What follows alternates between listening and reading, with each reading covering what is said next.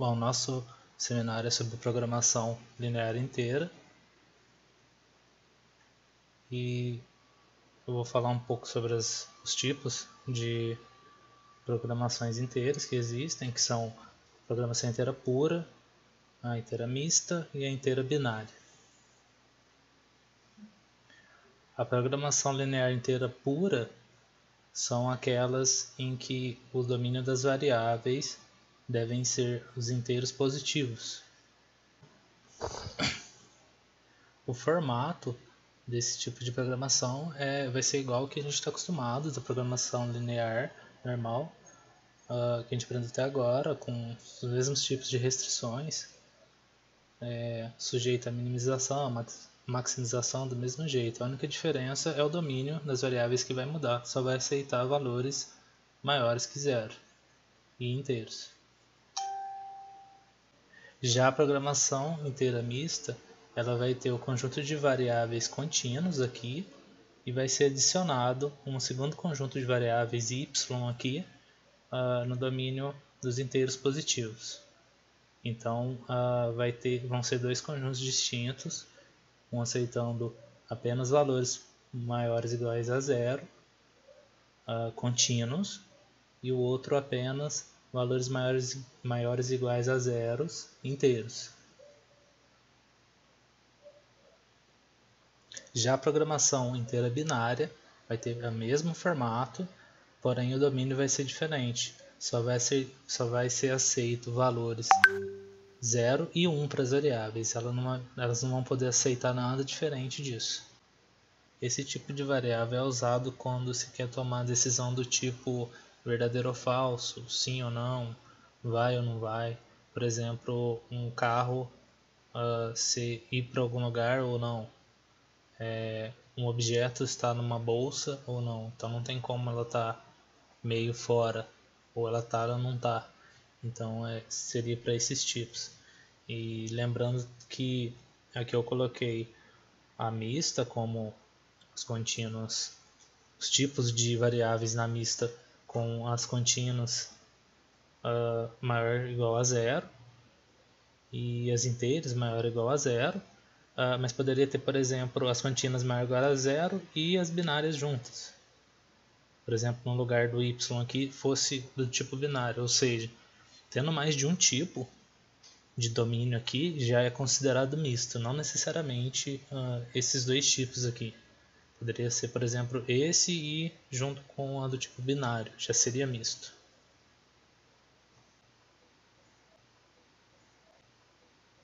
Aqui tem alguns exemplos de problemas que podem ser resolvidos com programação linear inteira dos três tipos. Por exemplo, programação de produção, corte e empacotamento, por exemplo, quando você precisa fazer o máximo de corte possível numa barra de aço, aproveitar o máximo possível da área, com o menor gasto possível de material. Nesse caso, usaria um programa inteiro linear misto, né? Balanceamento de linha de produção, alocação de pessoal, de recursos, por exemplo, a alocação de pessoal numa grade poderia ser feito com o binário, com do tipo de programação inteira binária. Cobertura de conjuntos, onde você, por exemplo, precisa definir quais os melhores pontos para a ambulância cobrir, por exemplo, dentro de uma cidade.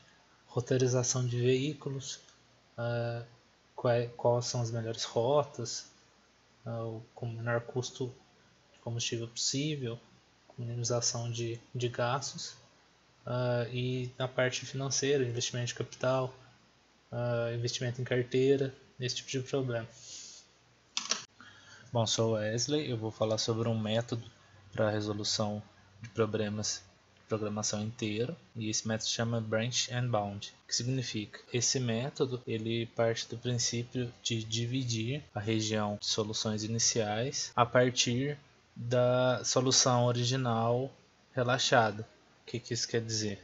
Você tendo um conjunto com possíveis soluções inteiras, que nesse caso são esses pontos verdes, você aplica a relaxação linear. O que é isso? Você retira do problema, do modelo do problema, as variáveis inteiras, a restrição inteira, né, para as variáveis. Daí, no caso, a região muda, ela vai expandir, ela vai se tornar uma região de soluções contínuas, que mostra aí o efeito. Então, eu tenho uma região mais ampla para mim tentar calcular uma solução ótima. Como a gente viu, forma-se um politopo, diferentemente dos valores inteiros, né, que está sendo considerado aqui no inicial, e nesse caso daria um valor fracionário, que é próximo desse ponto desse x vermelho aqui. Acho que dá 4,60, alguma coisa assim. Só que isso não interessa para uma resolução inteira, porque a gente precisa de um valor inteiro para ser considerado um valor viável, né? Porque nesse caso as variáveis têm que assumir valores inteiros somente. Qual que é a ideia? Você vai fazer o branch, que significa a ramificação da área de soluções a partir do primeiro relaxamento, do relaxamento da solução inicial. Então você tem toda a área amarela, que seria o primeiro relaxamento. Toda essa área amarela seria o nó da árvore. Como que funciona essa árvore? Cada nó seria um problema. Então você tem um problema inicial e a partir dele você vai dividir em 2 subproblemas. Então essas duas áreas seriam os nós filhos da raiz, que é o problema original, relaxado, né? Que é expandido para as variáveis contínuas. Como que é esse processo? Você vai pegar a solução que seria a ótima, né, contínua, que seria um valor fracionário, só que não serve como resolução para a gente por não ser inteiro, e você vai definir um piso e um teto para você fazer divisão. Nesse caso, por exemplo, era 4,60, o meu piso se torna 4 e o meu teto 5. Esse piso e teto são os valores inferiores e superiores inteiros, mais próximo desse valor ótimo da parte contínua. Então eu tenho certeza que nessa região entre o piso e o teto eu não tenho uma solução ótima inteira, porque a melhor solução nessa área foi o ponto X, que era contínuo e não interessa para a gente. Você pode ver que nesse vão, que seria essa área dentro do teto do limite, não existe ponto inteiro. Então a gente vai tirar ela da resolução do problema e vai dividir em outras duas partes, em outros 2 nós. Daí, com essas duas novas áreas, esses nós, filhos, vai ser aplicado o mesmo processo de novo. Vai fazer relaxação para esse novo conjunto, esse subconjunto, tanto para um quanto para outro. Então, isso aqui, a tendência vai ser pior do que a gente encontraria aqui, mas aqui a gente não tem inteiro. Então a gente tem que ir tentando achar nas subdivisões, nos nós que vai sendo ramificado. Por isso que chama branch, é a ramificação. Então ele vai quebrando de modo binário, né, de 2 em 2, vai gerar uma árvore binária e cada filho gerado, na verdade o par de irmãos, né, vai ser exatamente a divisão por essa região de piso e teto. Por que a gente faz isso? Porque vai ser aplicado o bound. Não vai ser simplesmente dividir e sair testando todos os pontos inteiros, que pode ser solução ótima. Porque senão seria uma busca exaustiva. E isso não interessa pra gente. Simplesmente pegar todos os pontos inteiros e sair testando. Então a gente encontra bounds, que são os limites, a cada nó, porque a todo nó gerado é feito o relaxamento. Então você modifica sempre a cada nó o modelo, né? O programa linear inteiro, as suas restrições vão mudando, que eu vou detalhar daqui a pouco para ficar mais claro, com as inserções dos nós. Então você tem critérios de parada. No caso, se o problema for de maximização, você vai ter limites inferiores que vão sendo gerados, ou seja, para cada nó eu vou analisando, o algoritmo, né, vai analisando se aquele resultado é igual ou maior, no caso da maximização, do último bound, que seria o ponto ideal, entre aspas, no estado que eu estou, porque na ramificação atual que eu estou. Eu vou detalhar isso mais para frente para ficar mais claro. E fazendo essa divisão se gera uma estrutura de árvore. Então vai ser aplicados backing tracking, as técnicas para se deslocar na árvore e fazendo as comparações. Bom, aqui a gente tem o comportamento do algoritmo, que de uma forma mais simples. O primeiro passo vai ser fazer o relaxamento da solução inicial. Então você tem uma solução inicial lá com valores inteiros, você vai fazer o relaxamento, então vai ser descartada a restrição de integralidade, né? Para valores inteiros vai sumir essa restrição de que x1 e x2 tem que ser inteiros, e você vai ter valores contínuos. Assim você pode aplicar o simplex ou qualquer outro método e encontrar o valor ótimo ali para aquela região, só que fracionário. Acontece de dar o valor inteiro logo de cara, mas é muito raro. Se acontecer isso, não tem necessidade de eu continuar o processo, porque eu já estou pegando o valor ótimo para toda a região. Então ele já me deu de cara o valor ótimo inteiro, mas isso é muito raro de acontecer. Então não precisaria fazer o resto, porque não vai ter valor melhor do que isso. Mas isso não vai acontecer geralmente. Então o que é feito? Encontrando esse valor inicial ótimo, fracionário, como eu disse, pelo relaxamento, você vai ter dois nós filhos, que vão ser dois subproblemas do inicial, e vão ser gerados novos valores para x1 e x2, no caso aqui duas dimensões, né? A gente está considerando um problema de duas dimensões, e um novo valor objetivo, que se obtém lá pela função objetivo, um z, né? Esse z vai ser o meu bound, vai ser o meu limite.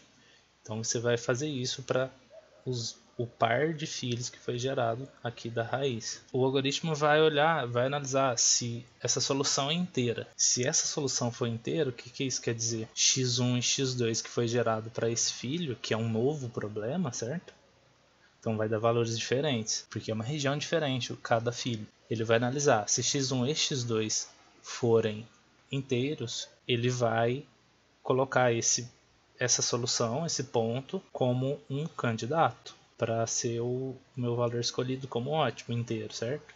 Se tiver mais filhos, nesse caso tem, né? Você vai marcar ele vai salvar ele como candidato, vai fazer o backtrack e vai analisar o irmão dele do mesmo jeito. Você vai aplicar a relaxação, vai vir aqui vai aplicar a relaxação, porque ainda não os irmãos não foram resolvidos, falta um irmão, certo? Então você volta, faz a relaxação nele também, no irmão. Daí do mesmo jeito vai se ter um z da função objetivo novo, que é um novo bound, um novo limite, né? E dois valores novos para x1 e x2. Se esses valores forem fracionários, para mim não vai servir, que eu quero valores inteiros. Então você vai pegar esse irmão que não deu valor inteiro e vai dividir novamente. Você vai dividir ao meio, determinar dois subproblemas, ou seja, você vai dividir essa sub-região em mais duas sub-regiões e vai aplicando o mesmo processo. Você vai fazer o relaxamento, né?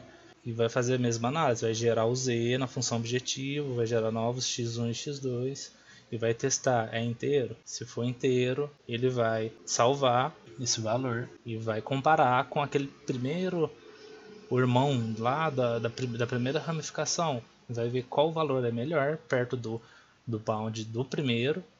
E se for melhor, ele vai tomar quem tem um valor mais próximo de z, que seria o bound. Então o que acontece? Ele sempre vai ramificar e vai fazer o backtracking analisando os irmãos e vai ramificando se necessário até achar uma solução melhor. A tendência é que ramos mais altos da árvore, mais próximos da raiz, dê valor melhor. Mas mesmo assim pode ser que tenha algum valor melhor do que a última ramificação. Então por isso que quando você acha inteira, primeiramente você não toma ele logo de cara, você tem que resolver os irmãos, porque talvez tenha um valor melhor, mais próximo do bound. Então ele vai escolher essa melhor e ele vai podando, vai ter técnicas de poda para não se ramificar demais sem necessidade. Aqui eu vou dar um exemplo mais detalhado, um exemplo prático de uma resolução com Birchen Bound de um programa linear inteiro, misto no caso. A gente tem esse problema inicial, que é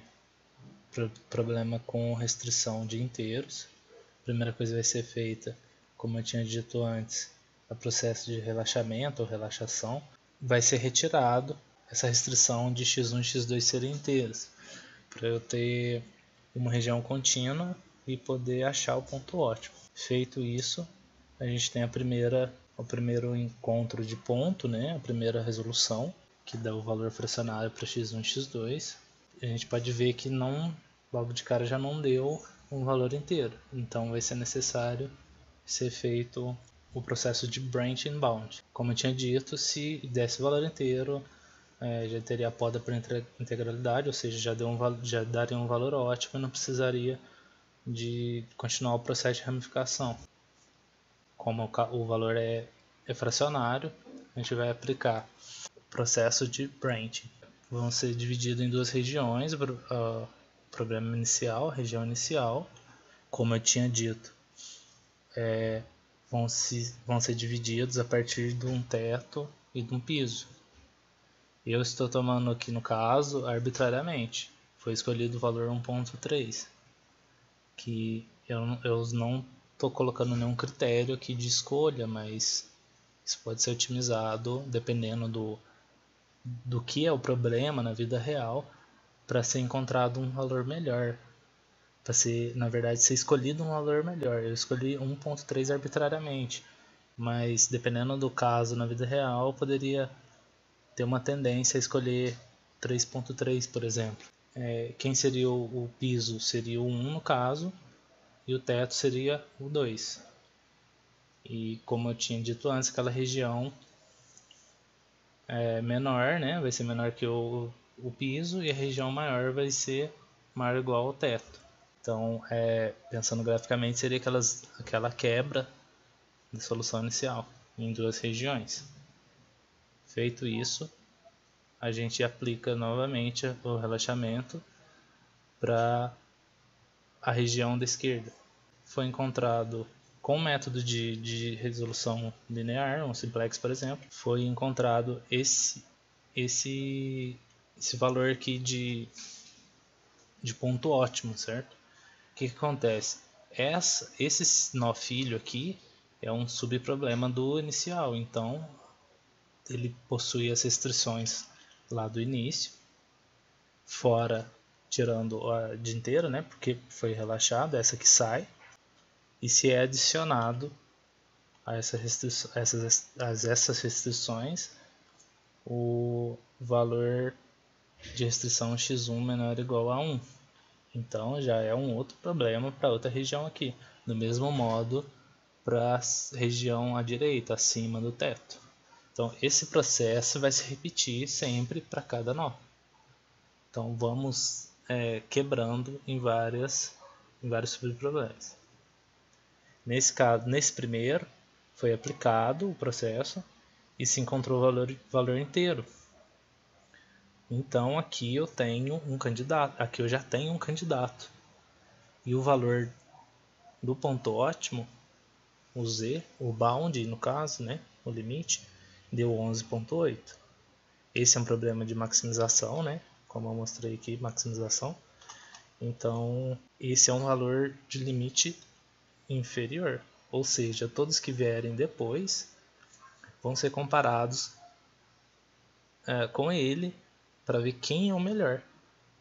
Então quanto mais alto, no caso, melhor. Por isso que ele é o limite inferior.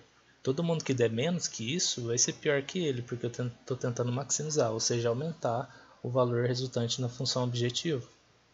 O ideal seria o 14.08, mas a gente já viu que não serve para a gente por ter dado valor fracionário. A tendência para problemas de maximização é que esse valor decaia a partir das ramificações. Então você pode perceber que sempre vai dar valores menores que o da raiz, mas ainda pode ser valores viáveis. Então nesse caso o algoritmo vai salvar esse 11.8 nesse ponto 1 e 3 como um valor candidato ao ótimo. Vai ser feito a poda por integralidade, ou seja, ele vai parar essa ramificação, porque, como eu disse, a tendência é diminuir nos nós inferiores, descendo na árvore, certo? Então eu tenho certeza que Se eu ramificar esse nó, vão dar valores menores que 11.8 e consequentemente menores do que o da raiz. Então eu já não preciso ramificar aqui. Essa é o primeiro tipo de poda que pode acontecer. É um melhor caso, né? Já dá diretamente valores inteiros para o ponto, né? Para as coordenadas do ponto. Como foi podado por integralidade, é feito backtrack e analisado o irmão.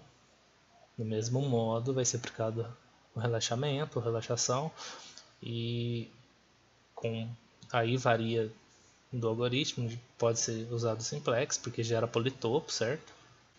Nessa região. E nesse caso foi achado 2 e 0.5.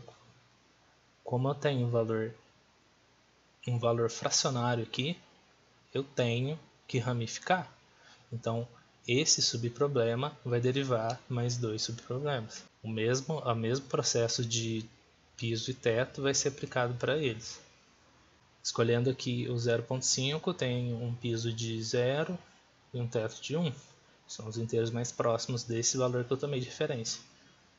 Então, eu consigo gerar mais 2 subproblemas, adicionando essa restrição de menor ou igual a 0 para o subproblema da esquerda e maior ou igual a 1, que vai ser a restrição do outro subproblema. Aqui, analisando para o maior ou igual a 1, o que acontece? Tenho uma nova restrição. Então, nesse caso, acontece a inviabilidade, porque sempre que é gerada uma nova restrição, antes de ser feito o relaxamento, é testado nas restrições originais a viabilidade para esse intervalo, que aqui no caso extrapolou o valor dessa restrição. Então, o que acontece? Não existe o relaxamento para esse caso. Consequentemente, essa ramificação não tem futuro, porque nenhuma derivação aqui vai ser viável, consequentemente. Então essa é a poda por inviabilidade. Esse teste de inviabilidade é feito para todas as ramificações antes do relaxamento. Nesse caso aqui foi viável, né? Então houve o relaxamento. Qual que seria o próximo passo? Ramificar, por ser valor fracionário. Porém, a gente percebe aqui que o valor da função objetivo, né, do z, do bound, do limitante, já deu um valor menor do que o valor candidato que eu tenho aqui, desse valor válido, né, de inteiros. Então eu já sei que aqui é pior. E como eu disse da tendência de piorar sempre para as ramificações, eu não vou continuar aqui, eu vou podar aqui, porque eu sei que toda ramificação abaixo disso daqui vai dar um valor pior que isso. Então, com certeza, os próximos valores vão dar menor do que 11.68. Então, já é pior do que o melhor valor que eu tenho atual salvo do candidato. Como eu não tenho mais nenhum caminho para seguir, e eu podei aqui pelo limite, né, pelo bound, pelo comparativo dos bounds, eu já tenho certeza que a minha melhor solução é essa primeira que eu achei. Então, o algoritmo vai retornar esse valor que estava salvo como candidato como um valor ótimo da solução. Eu vou citar aqui alguns critérios importantes. Nesse caso, eu escolhi arbitrariamente quais pontos eu ia tomar para ramificação, mas num problema da vida real, você pode ter uma tendência a escolher um ou outro. Isso vai de cada problema. Então, o critério importante seria a análise prévia desse problema, para se formular algum critério para escolher isso aqui. Geralmente, um critério muito utilizado é tomar o que tem a menor parte fracionária. Por exemplo, se eu tivesse 1.1 aqui e 2.9 aqui. O 0.1 é maior que o 0.9 daqui, então geralmente é escolhido o valor com a menor parte fracionária, que seria o 0.1 aqui. Mas isso vai variar de cada problema. Então, aqui pode ser que tenha algum critério específico para seleção de quem vai ramificar nos nós.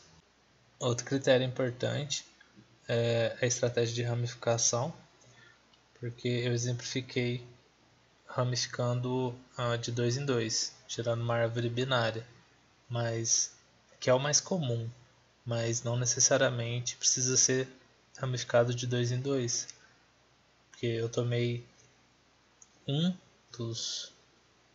uma das coordenadas e selecionei piso e teto, gerando 2, mas poderia ser, por exemplo, gerado 4, considerando o teto e piso das duas coordenadas, ou pode ser algum outro critério para gerar subdivisões, né, subconjuntos.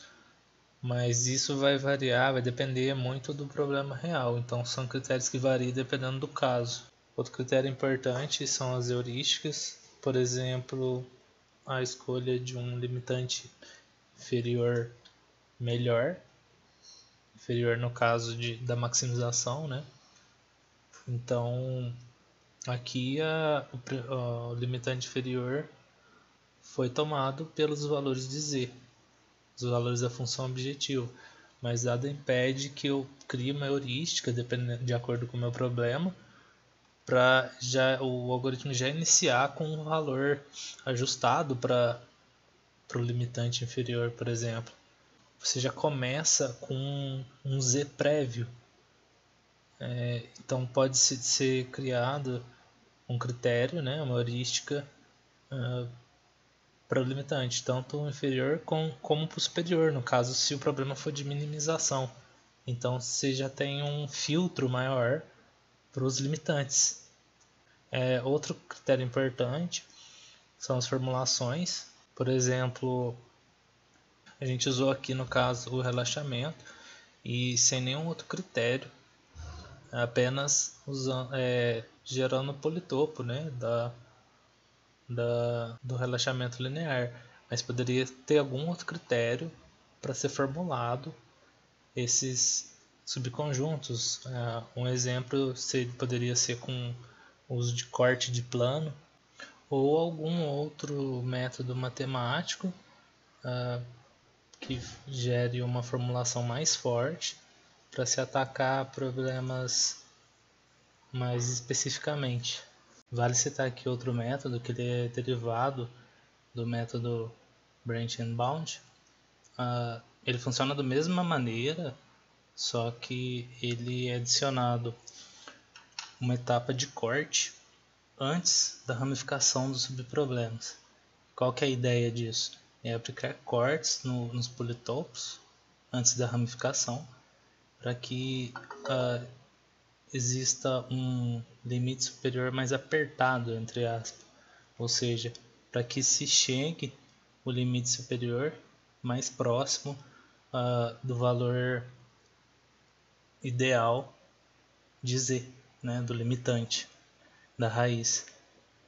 Eles podem ser calculados aplicando esses cortes, que são chamados cortes de Gomori, e eles são aplicados assim como o relaxamento, eles são aplicados a cada subproblema, porém antes da ramificação. Então é duas etapas anteriores ao